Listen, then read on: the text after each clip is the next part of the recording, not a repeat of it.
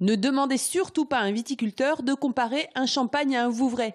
Les bulles n'ont pas le même cépage ni le même terroir, point final. Alors la question, nous la posons aux Tourangeaux. Sur la table à Noël, que vont-ils servir? Champagne. Pourquoi? Parce que la tradition, c'est tout. Ni l'un ni l'autre. Pourquoi? Parce que j'aime pas les vins à bulles. C'est plus facile de trouver du bon Vouvray à des prix très raisonnables que du bon champagne, c'est des prix trop forts. Chez ce caviste de l'avenue Gramont, le prix d'entrée d'un champagne, 30 € et une dizaine d'euros pour les bulles vouvrillonnes. On travaille sur des domaines qui ont des très bonnes réputations.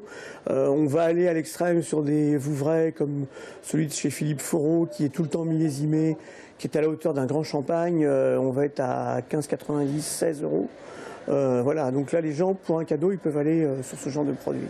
Dans cet hypermarché de Tournord, l'offre des bulles est ultra large et les opérations commerciales abondent. Ce soir, le magasin bradera quelques bouteilles de champagne à moins 75 € avant la fermeture. L'opération est signalée à l'entrée du magasin.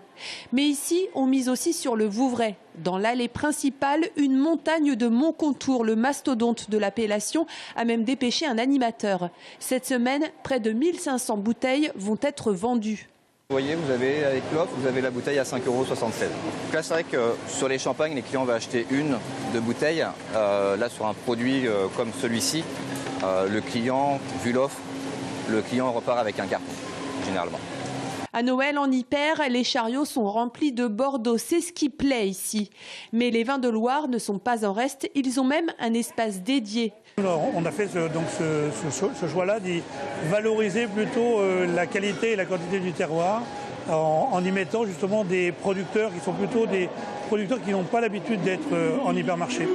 Donc la règle par contre que l'on a adoptée, c'est le producteur qui fixe le prix de son vin. Et donc le vin que vous aurez chez nous, il sera au même prix qu'à la cave. Il n'y a pas de négociation sur ces vins-là. Cette année, les Français auraient un peu relâché les cordons de la bourse. Repas et cadeaux, le budget est de 607 €, soit une hausse de 30 € par rapport au budget de l'année dernière.